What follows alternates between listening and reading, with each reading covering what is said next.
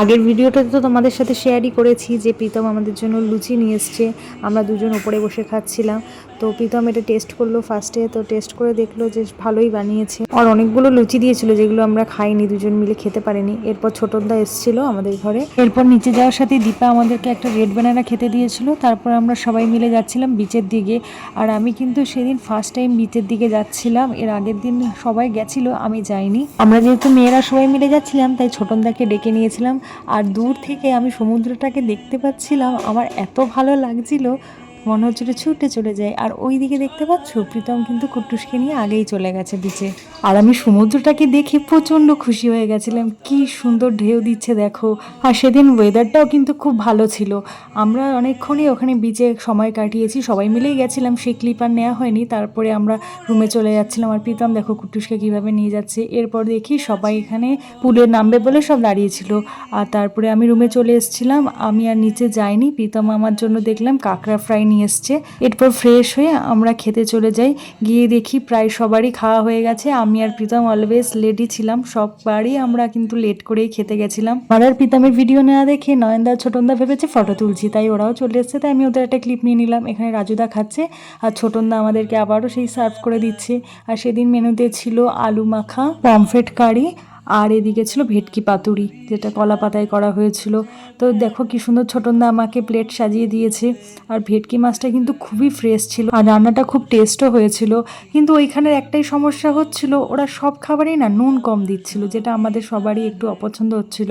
আমরা বারবার বলেছি একটু বেশি করে আমাদের নুন দিতে, আমরা একটু খাবারে নুন খাই, কিন্তু ওরা দেয়নি সেটা। এইদিকে দেখি ছোটনদার কোলে কুট্টুস বেশ মজা করছে। আর এখানে পমফ্রেট মাছের সাইজটা দেখেছো, হেভি বড় ছিল। তারপর আমরা সবাই রেডি হয়ে বেরিয়ে পড়েছি দীঘার জগন্নাথ মন্দির দেখতে যাব বলে।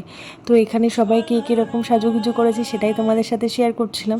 আর কারোর নাম আমি আর বললাম না, কারণ সবাইকে এতক্ষণে তোমরা হয়তো চিনেই গেছো। তো এখানে আমি সবাইকে নাম ধরে ধরে ডেকে ডেকে ভিডিও করছিলাম।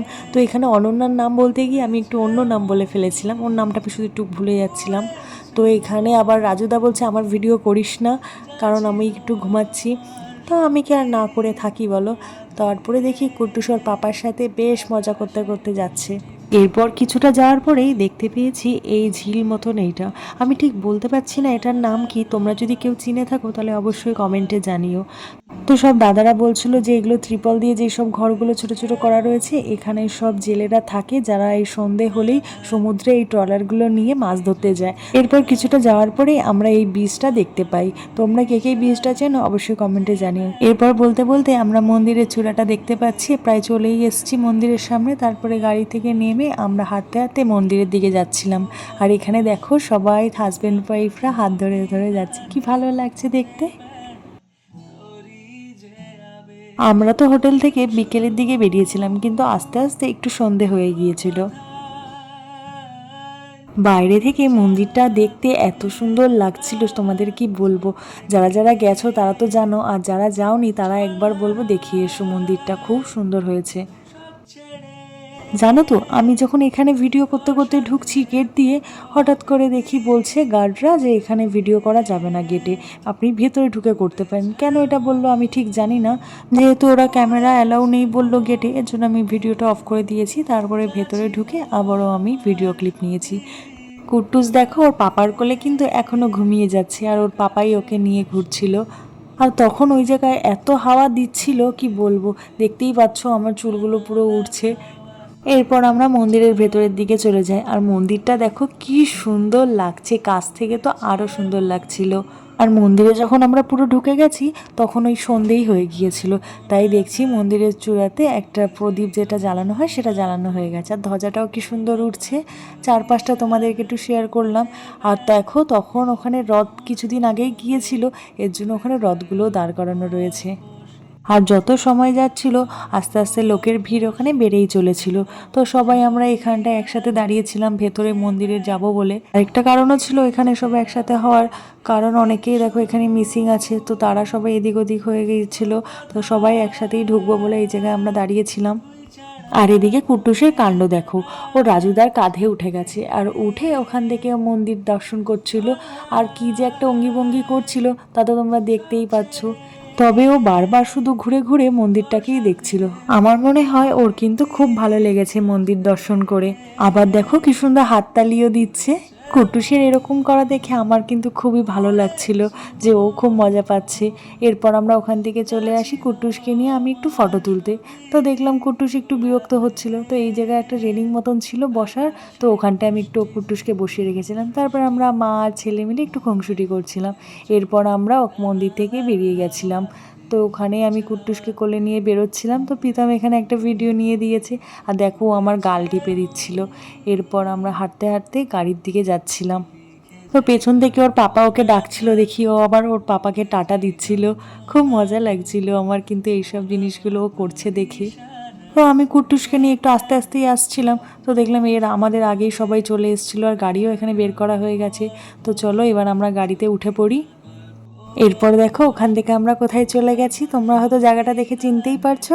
হ্যাঁ, আমরা এরপরে গিয়েছিলাম ওল্ড দীঘা বিচে। তো ওখানে গিয়েও দেখি সবাই আমাদের আগে এসেই ওইখানে বিচে যে বসার জায়গাটা থাকে ওইখানে বসেছিল।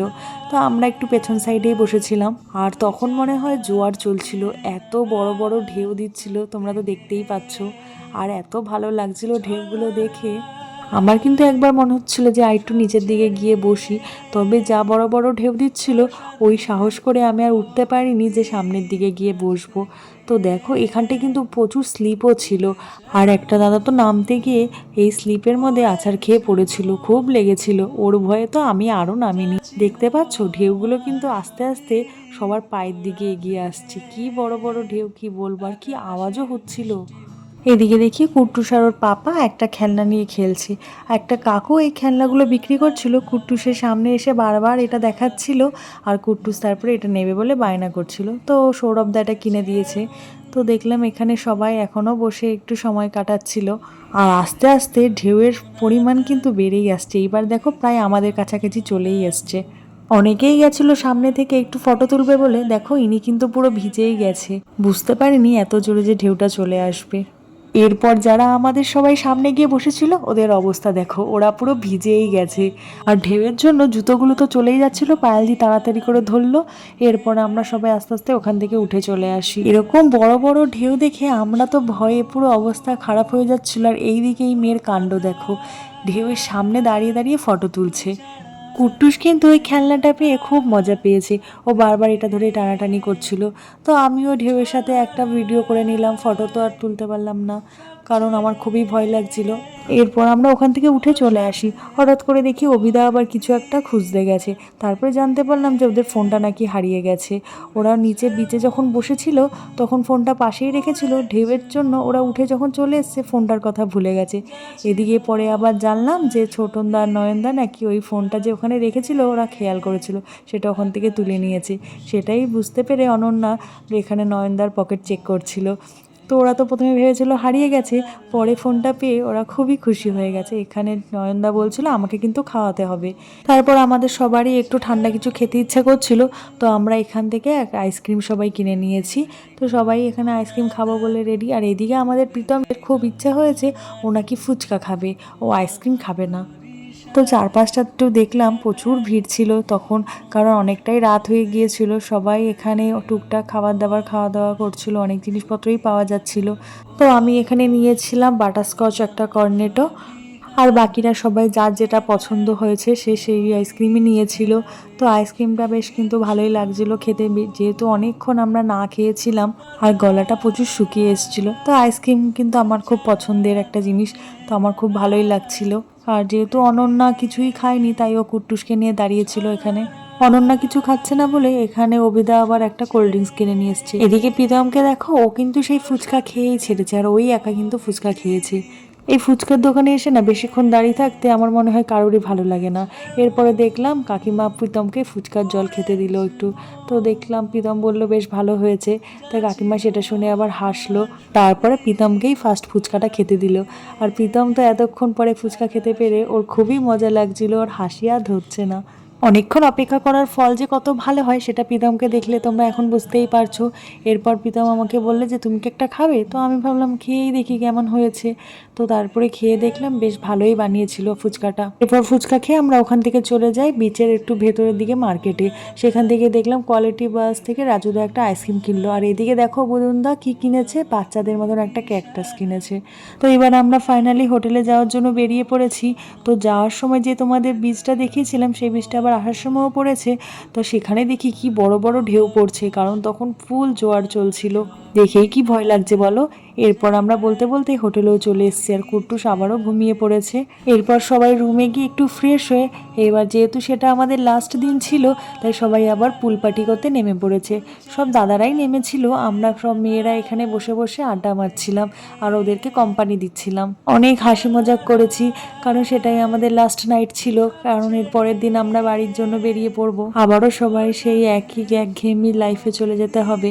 এর জন্য সবাই মিলে খুব আনন্দ করছিলাম। এরপর কুট্টুস কিন্তু আবার ঘুম থেকে উঠে চলে এসছে, ওর আন্টির কোলে বসেছিল, এখানে বেশ মজা করছিল আন্টির সাথে। ওর কিন্তু তখনও সেই ঘুম ভাবটা যায়নি, তবে কিন্তু মজাতেও কিন্তু একটুও আমাদেরকে কমতে রাখেনি। ও আমাদের সাথে সব কিছুতে কোঅপারেট করেছে। এরপরে এই ক্লিপটা কখন নিয়েছে আমি ঠিক বলতে পারবো না, তবে ক্লিপটা পেয়েছি তাই এটা অ্যাড করে দিলাম। তো দেখলাম ও আবার ওর সীমা আন্টির সাথে প্রচুর আনন্দ করছিল, খুব মজা করছিল। এই দুটো দিন কি করে যে কেটে গেল নিজেরাও বলতে পারবো না, খুব আনন্দে কাটিয়েছি এই দুটো দিন আমরা সবাই মিলে। কুট্টুস কিন্তু দুষ্টুমিতে নাম্বার 1 হয়ে গেছে, দেখতে পাচ্ছ সীমাদি বারবার মুখ থেকে হাতটা বের করে দিচ্ছে আর ও বারবার মুখে হাত ঢুকিয়ে দিচ্ছে। তো তারপরে সবাই মিলে আমরা একটা রুমে এসে খাওয়া দাওয়া করে নিলাম। আর সেদিন যেহেতু এটা আমাদের লাস্ট নাইট ছিল তাই আমরা সবাই মিলে বেশ অনেকক্ষণ ধরে আড্ডা গল্প করেছিলাম, যেহেতু পরের দিন আমরা আমার বাড়ির জন্য বেরিয়ে পড়বো সকাল সকাল। তো ভিডিওটা আমি এখানেই শেষ করছি, কারণ ভিডিওটা অনেক বড় হয়ে যাচ্ছে, বাকিটুকু আমি তোমাদের সাথে নেক্সট পার্টে শেয়ার করব।